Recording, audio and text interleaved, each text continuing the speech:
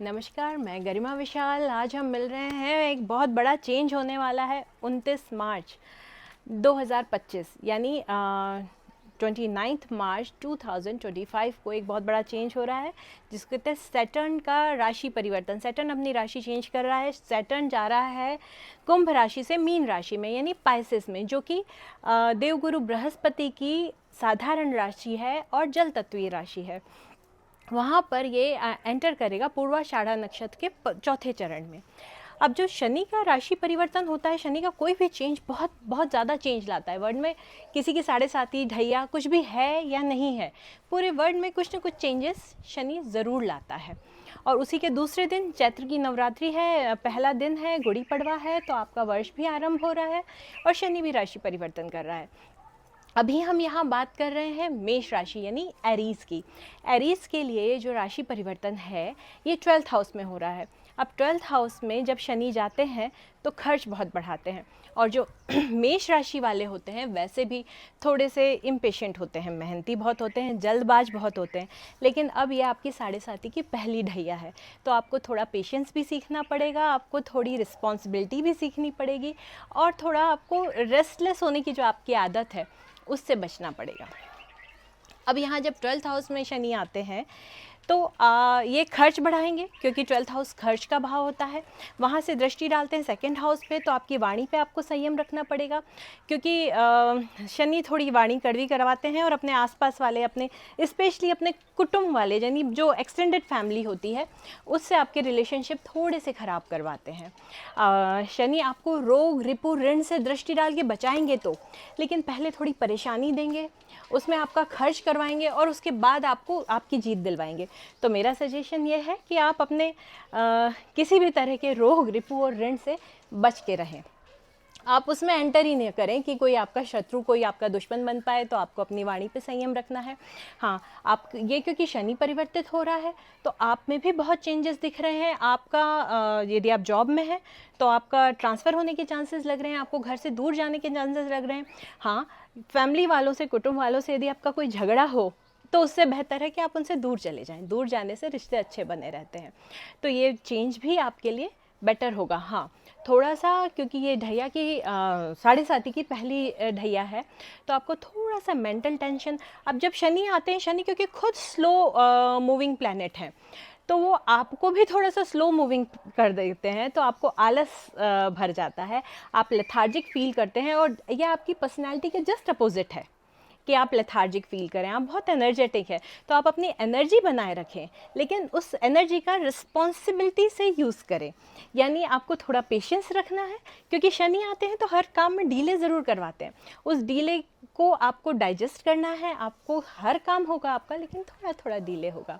आपको जब आपकी माता पिता इन सब की हेल्थ का आपको ध्यान रखना है। 25 और 25th में आपके थोड़े से एक्सीडेंट होने के या किसी ऑपरेशन होने के भी चांसेस बन रहे हैं।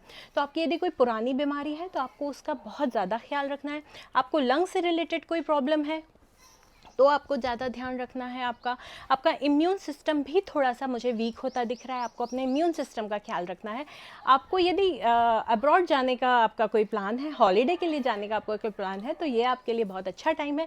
आपका यदि कोई बिजनेस या आपकी जॉब अब्रॉड से रिलेटेड है, या आपकी अर्निंग अब्रॉड से रिलेटेड है, तो ये आपके लिए अर्निंग का बहुत अच्छा टाइम है।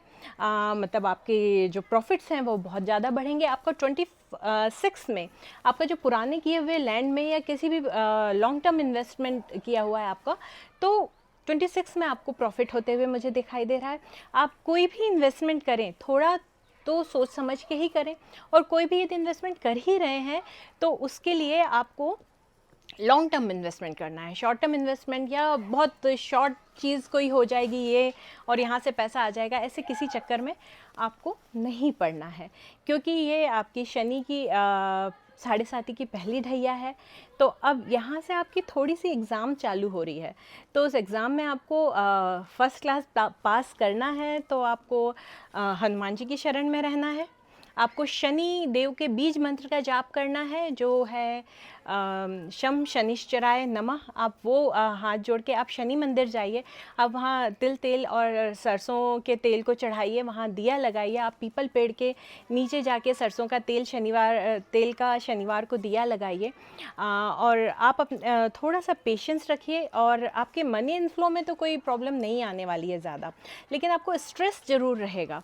आप क्योंकि आपको जॉब में मेरे को चेंजेस दिख रहे हैं, बिज़नेस वालों को भी इन्वेस्टमेंट, जो बड़ा इन्वेस्टमेंट करना है तो थोड़ा सा ध्यान रखना पड़ेगा। और क्योंकि रिश्तों में भी थोड़ी थोड़ी कड़वाहट नज़र आ रही है मुझे, तो इसलिए बेहतर है कि यदि आपको अपने बर्थ प्लेस से या आप जहाँ रहते हैं उस प्लेस से थोड़ा दूर जाने का यदि आपको चांस मिल रहा है, क्योंकि चेंज तो दिख रहा है, तो आप उस चांस को आप ऑफ़र को आप एक्सेप्ट करें और आप थोड़ा सा अपनी जगह को चेंज करें, तो आपके प्रॉफिट्स, आपके इनकम और सब कुछ स्मूथ लाइन हो जाएगा।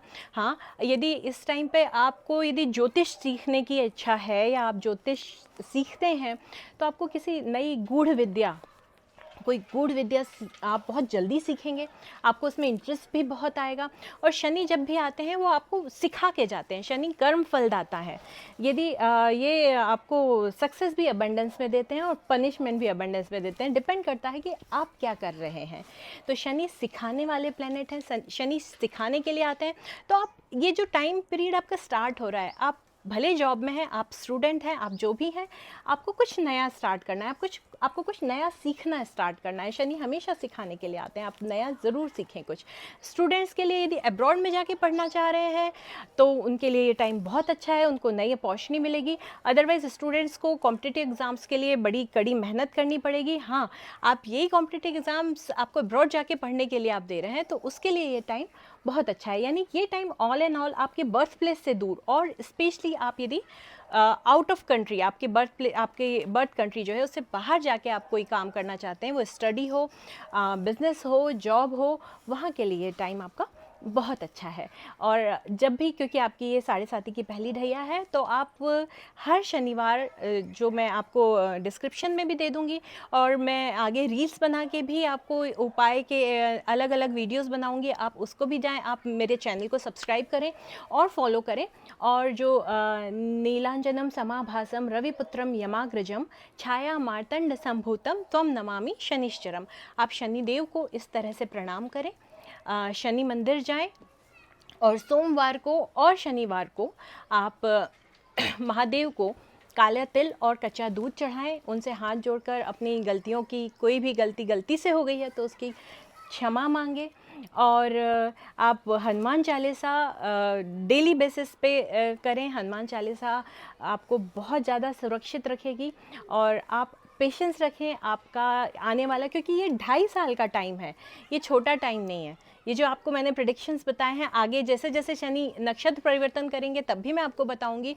ये 2.5 साल का बहुत लंबा टाइम है, आपको पेशेंस रख के काटना है, और आप ये उपाय करते रहेंगे तो आपका टाइम बहुत बहुत स्मूथ कट जाएगा।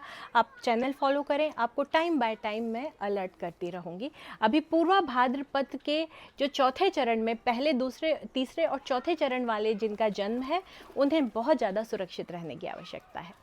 धन्यवाद।